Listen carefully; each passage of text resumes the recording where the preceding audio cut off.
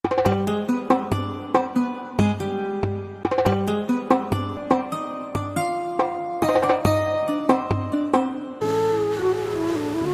mengatakan wa wassaynal insana biwalidayhi ihsana.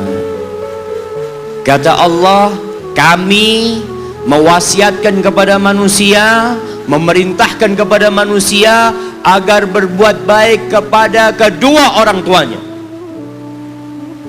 Jadi yang nyuruh antum berbuat baik itu bukan paman antum, bukan ustadz, tapi Allah. Allah perintahkan kepada kita untuk berbuat baik sama orang tua, walaupun orang tua antum kafir. Ada sebagian pertanyaan yang kadang kala datang mengatakan, ustadz, buang sama orang tua ana dulu ustadz. Ana punya bapak menceraikan ibu ana. Ibu ana akhirnya bekerja, bapak ana bekerja, ana dititipkan ke kakek dan nenek. Sekarang ketika ana sukses, bapak ibu ana ingin ana berbakti sama dia. Subhanallah, yang nyuruh antum berbakti bukan bapak ibu antum, tapi yang menciptakan antum yang nyuruh antum berbakti. Cukup tubuh antum itu berasal dari darah orang tua antum, lalu antum berpikir nggak mau berbakti sama orang tua. Yang orang tuanya jahat sama dia, merasa dizalimin sama orang tua. Orang tua anak pilih kasih ustaz, orang tua anak seperti ini seperti itu. Iya, seburuk apapun orang tuamu, tetap itu orang tuamu, dan Allah nyuruh kamu berbuat baik sama orang tua. Wallahi jamaah, ada seorang syekh cerita dalam salah satu ceramahnya, cerita tentang seorang dokter perempuan di sana, di Arab sana. Ada seorang anak lelaki bawa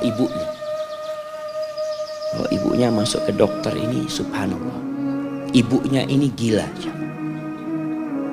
Anak-anak muda ini, belum nikah, dia bawa ibunya.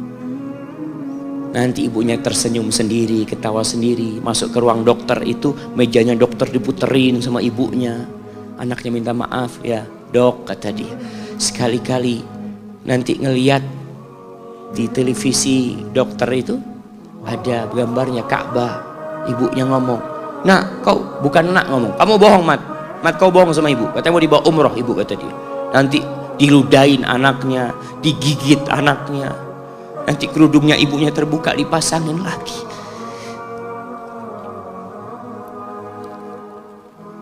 Itu dokter tanya sama anaknya, ini sama, kata dia, ibu anak, kata dia.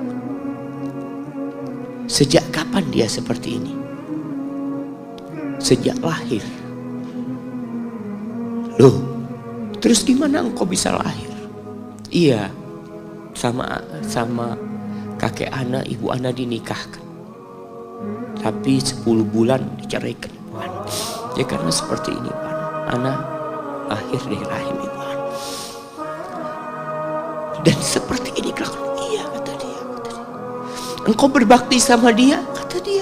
Dia kan nggak kenal sama engkau. Iya, dia nggak tahu sama anak, tapi Allah tahu kalau dia ibu anak. Allah tahu kalau dia ibu anak. Anak harus berbakti. Ditanya, ibumu sakit apa? Ibu kena gula, kata dia. Setelah dikasih resep, itu dokter cerita, pasiennya keluar, ditutup pintunya. Dokter ini nangis. Dia mengatakan, ana sering dengar ceramah tentang birrul walidain, ana sering mendengarkan tausiah ustaz tentang berbakti kepada orang tua, tapi ana baru sekarang melihat kebaktian seorang anak sama orang tuanya. Ibunya gila, dia tetap berbakti. Dan dia mengatakan, iya, ibu anak nggak tahu sama anak, tapi Allah tahu kalau dia ibu anak. Dan yang ngasih wasiat supaya kita berbakti sama orang tua itu Allah, jemaah. Apapun yang dilakukan orang tua kita.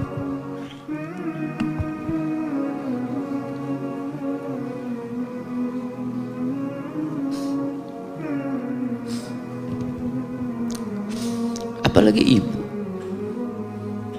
Allah katakan hamalathu ummuhu kurha wa wada'athu kurha. Ibu kita, hamil kita itu dalam kondisi yang sulit.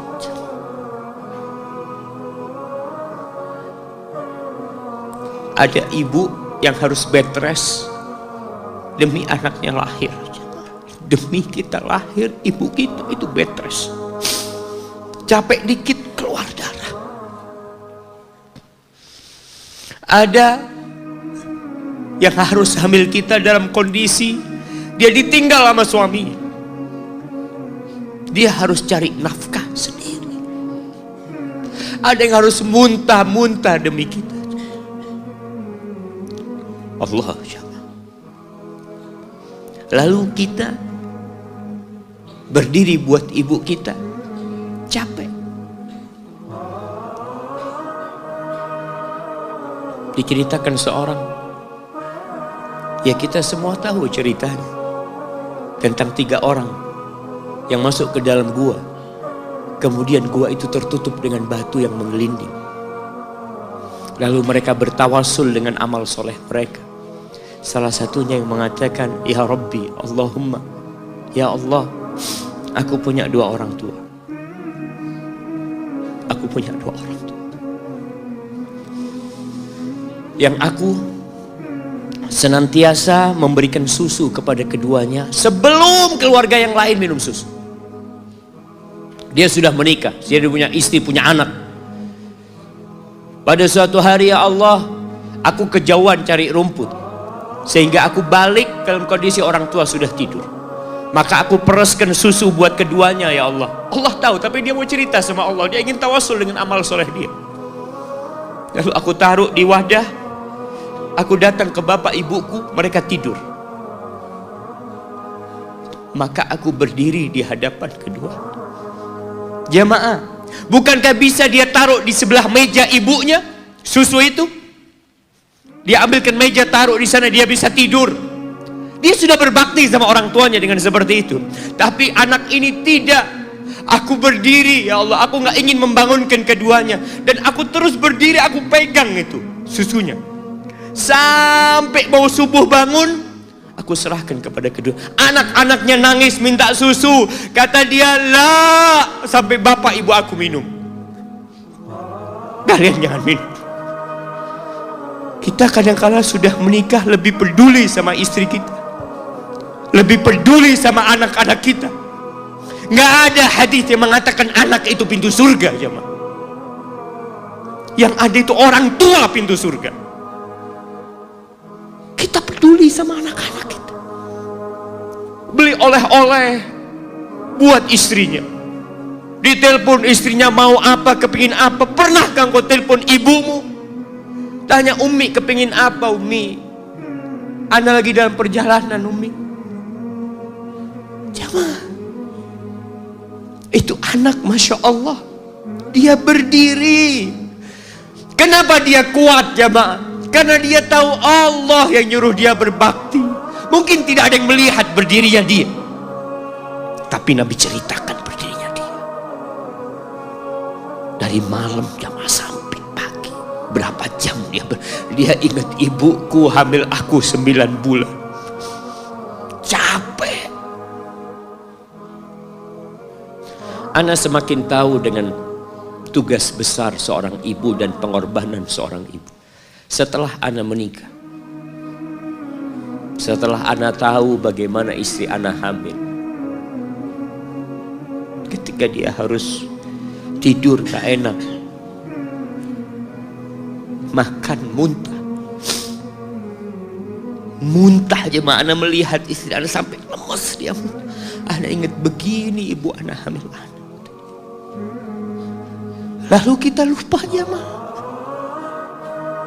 Kita sok sukses, mungkin engkau lebih sukses dari orang tua. Tapi kalau nggak ada bapak ibu, engkau nggak akan pernah lahir di muka bumi. Allah ceritakan ibunya hamil dia. Wa wada'athu kurha, dan melahirkannya dalam kondisi sulit. Kadangkala perut ibu kita itu disobek demi kita keluar dari perut ibu kita. Antum meninggalkan luka di ibu, itu dijahit. Kalau antum anak ketiga, Allahu Akbar, berapa kali dibelah perut ibu kita aja. Tubuhnya jadi jelek gara-gara kita. Tapi dia nggak peduli, yang penting antum lahir dengan selamat. Kalau ibu kita dikasih pilihan, ini nggak bisa diselamatkan dua-dua, salah satunya akan meninggal dunia. Kira-kira apa kata ibu antum? Iya, nggak apa-apa dok, selamatkan bayinya dok. Nggak apa-apa dok, biar dia lahir dok. Subhanallah. Berapa banyak ibu yang meninggal dunia ketika dia melahirkan anak. Wa hamluhu wa fisaluhu 30 syahra. Hamilnya dan menyusuinya itu 30 bulan. Artinya bukan ketika antum lahir selesai lelahnya ibu kita. Memang ketika antum lahir dengan selamat, Allahu Akbar, ibu itu lupa dengan rasa sakit dia 9 bulan. Ibu itu lupa dengan jeritan dia mengeluarkan kita ketika kesakitan. Itu lupa. Dia tersenyum, dia bawa anaknya, ditaruh di dadanya. Allahu Akbar. Kalaupun ada air mata yang menetes, itu air mata kebahagiaan orang tua dengan hadirnya kita di muka bumi ini. Lalu kita bisa berjalan. Kita nggak bisa apa-apa lahirnya. Allah rekam kebaikan ibu kita. Kita disusui sama ibu kita. Berapa bulan? 2 tahun. 24 bulan disusui. Mungkin ada yang kurang, mungkin ada yang lebih. Tapi yang jelas kondisi kita tidak bisa berbuat apa-apa. Kita hanya bisa menangis, jemaah.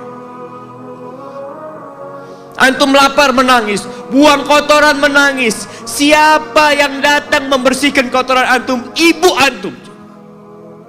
Yang gendong antum siapa? Ibu antum. Dia susui. Subhanallah, sampai anaknya agak besar sedikit, diajari bicara sama ibunya, diajak ngomong sama ibunya, diajarin berdiri sama ibunya, diajarin berjalan sama orang tuanya. Allahu Akbar. Kemudian ketika antum sukses, antum berangkat ke luar negeri, antum berangkat ke luar kota, meninggalkan kedua orang tua antum, boleh, asalkan dengan ridho orang tua antum. Kalau ibu antum telepon, antum di Batu sini kuliah sampai sukses jadi pengusaha di sini, ibu antum di kampung telepon, nah ibu ingin kau balik ke kampung. Jangan pernah mengatakan, bu anak kerjanya di sini ibu, saya ditugaskan di sini. Tinggalkan semua pekerjaanmu, pulang ke rumah. Ustaz, gimana dengan istri dan anak-anak anak? Yang ngasih makan istri sama anak-anak antum itu Allah Jalla Jalla. Bawa pulang ke kampung, hidup sama ibu antum. Jamaah, ada seorang sahabat yang izin untuk berjihad, izin untuk mendapatkan surga yang paling tinggi, izin untuk bisa memberikan syafaat kepada 70 dari keluarganya. Kalau dia mati syahid, dia datang kepada Nabi SAW, ditanya, bapak ibumu hidup? Iya, kata dia. Pulang engkau ke sana, fazammal jannah, di sana ada surga. Ilzam rijlaiha, engkau tetap di kaki ibu. Ini mau jihad, bukan mau cari fulus, jemaah. Bukan mau cari kenikmatan dunia, dia mau cari surga. Tapi pintu surga yang paling baik orang tua dapat jauh-jauh. Jemaah, Wallah, ketika antum nangis di kasur, ibu di dapur lagi masak, dimatikan kompornya, dia datang jumpai antum. Antum lihat, anak sering lihat ketika kajian, bagaimana seorang ibu yang gendong anaknya yang nangis. Dia ingin dengarkan kajian, tapi engkau menghalangi dia untuk mendengarkan kajian dengan baik. Dia harus gendong. Kadang-kadang nggak boleh deket-deket kajian, yang bawa anak tempatnya lain, dan dia nurut. Engkau ganggu hidup dia dari sejak engkau lahir. Kemudian setelah engkau dewasa, engkau nggak berbakti sama ibu. Lupa dengan wa hamluhu wa fisaluhu 30 syahr. Di masa Umar bin Khattab, ada seorang yang datang kepada Umar mengatakan, ya Amirul Mukminin,